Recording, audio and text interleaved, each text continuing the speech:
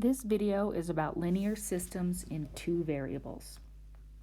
A system of equations is two equations that are true at the same point.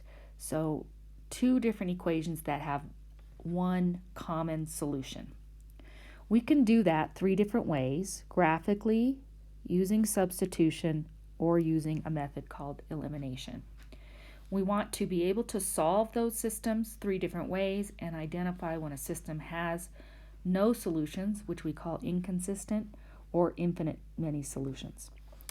So just as a warm-up, if we take a look at this ordered pair here, 5, 1, if I want to know if it's a solution to the system, it needs to work in both of these equations. So this is my x and this is my y. I'm going to put those values in. Oops. Goodness gracious. 5 plus 3 times 1 equals 8. That's true. 5 plus 3 is equal to 8. And for the second one, 2 times 5, which is 10, minus 9 equals 1. That's also true. So this 5, 1 is a solution to this system of equations. Now, we started with a solution and made sure that it worked, but we're going to want to go the other way. So it's good to know what this looks like geometrically or graphically. So when we look at a system of equations, what we're talking about is two linear equations and where they intersect. Where they intersect is a solution to the system. And there are three things that can happen. We could have two lines that cross in one particular point, and that ordered pair will be some xy. That has one common point. We're going to call that consistent, and these are actually two independent lines. The other things that could happen is that the lines don't cross. And if they don't cross, then there is no solution because there's no common points. We call that an inconsistent system. And these are also two independent lines. They're different lines.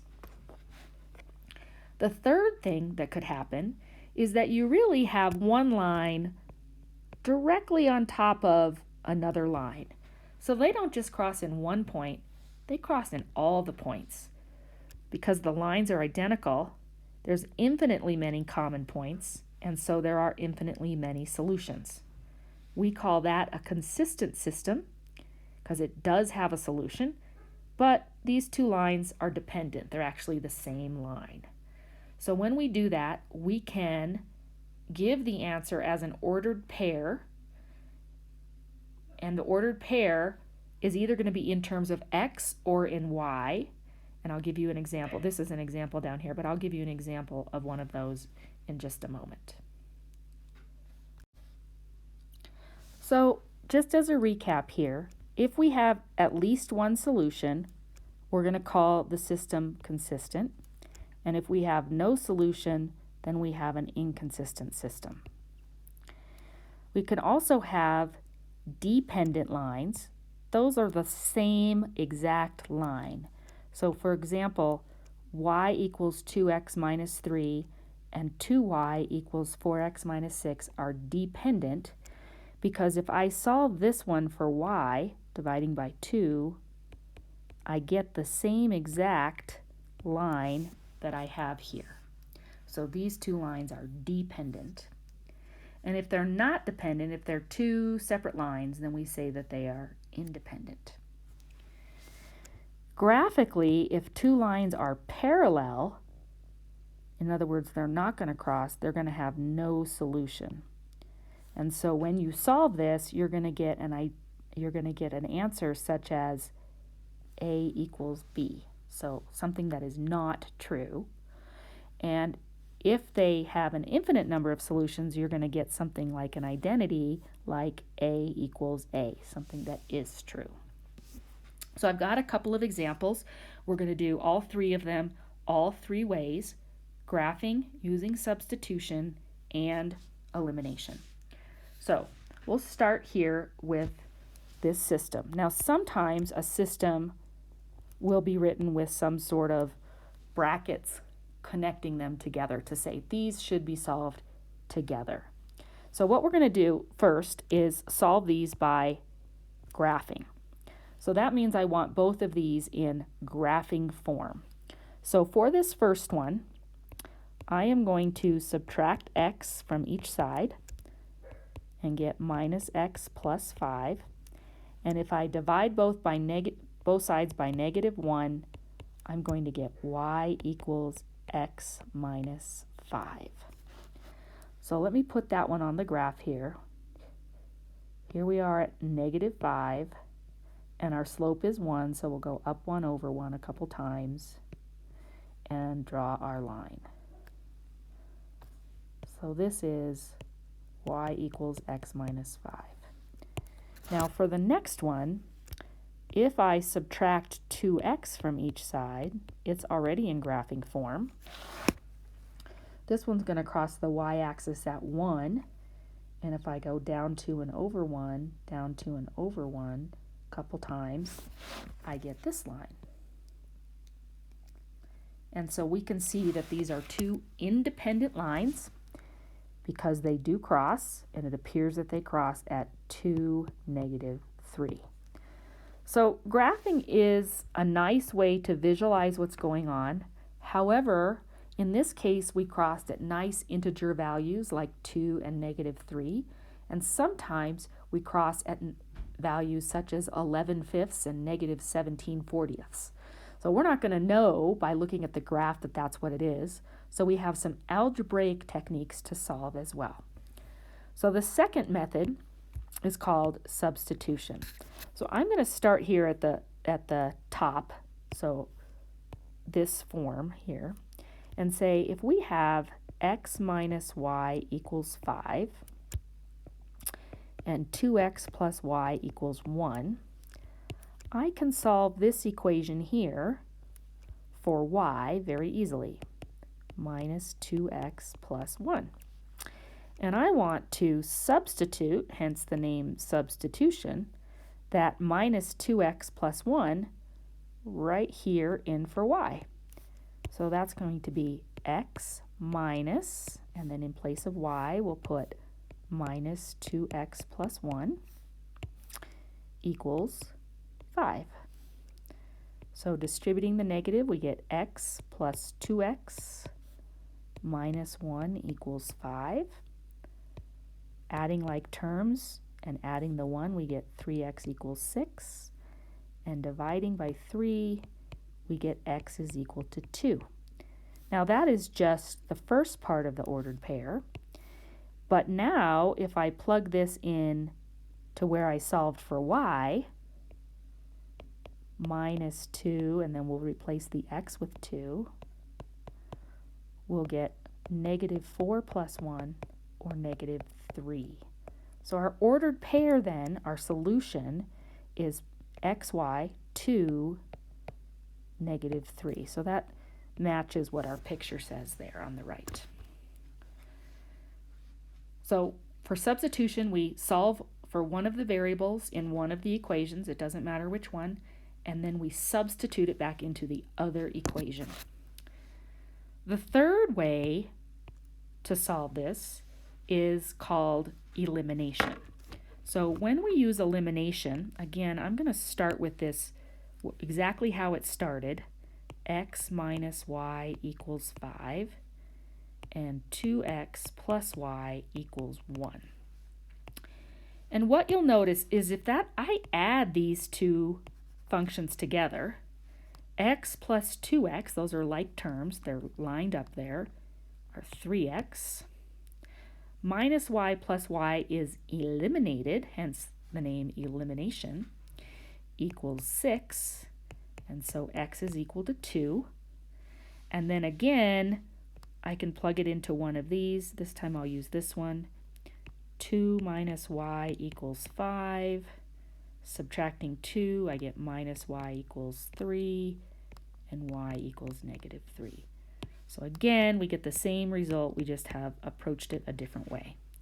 So we're going to solve a couple of other systems all three ways and make sure that we have a good understanding of how to do that. In the next video, I'll do examples of problems that have no solution and an infinite number of solutions. So look for part 2. And we're going to skip the graphing because it does take some time and it's not always very accurate. So we're going to solve this system of equations, 4x plus 3y equals 11, and minus 5x plus 2y equals 15.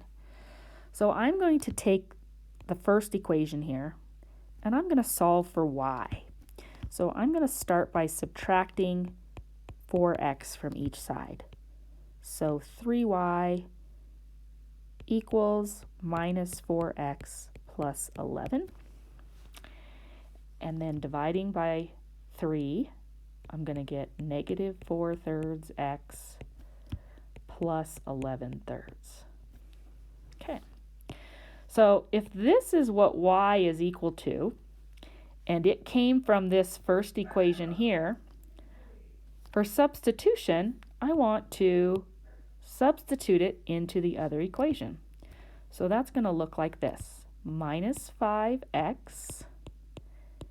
In place of the y, I'm going to put minus 4/3 x plus 11/3 equals 15.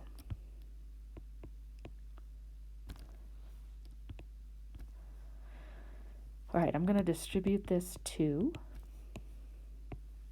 So we have minus 5x minus 8/3 x plus 22/3 equals 15. Now, I've showed you in another video, one nice thing to do here is just to multiply the entire equation by 3 so that when we do that, these 3's in the denominator are going to cancel. So if I do that, I get negative 15x minus 8x plus 22 equals 45. So that's always nice if we can kind of eliminate those fractions and try to work without them. So for negative 15 minus 8x, we're going to get negative 23x. I am going to subtract 22 from each side. And 45 minus 22 is going to give me 23. And then dividing by negative 23, I get x equals negative 1. Now that I have x equals negative 1, I can plug that into either one of the original equations. I'm going to use the top equation, 4 times negative 1 plus 3y equals 11. So we'll multiply the 4 and the negative 1. 3y equals 15, and y is equal to 5. So our solution is the ordered pair x, which is negative 1, and y, which is 5. So you'll notice in this one we had to use a lot of fractions, at least at the beginning, until we kind of simplified it.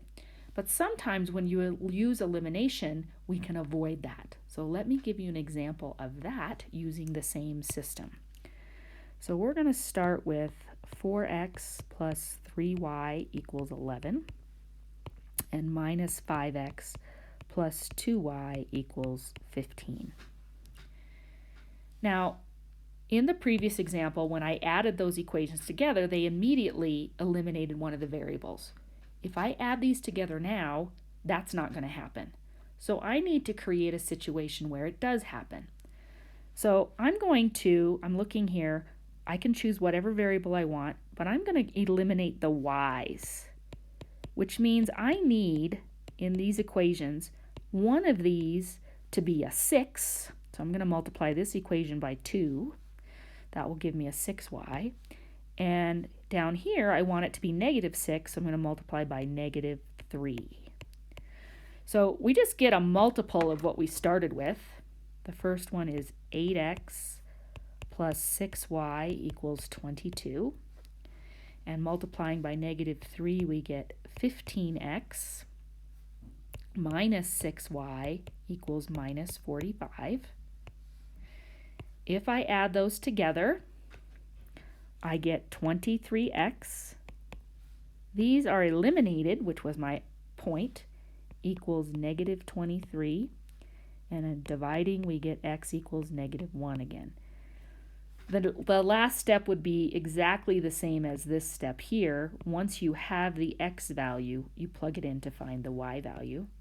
And again, we get negative 1, 5. So the question here is the system of equations consistent or inconsistent, and why? And because we have a solution, we're going to say that this is a consistent equation.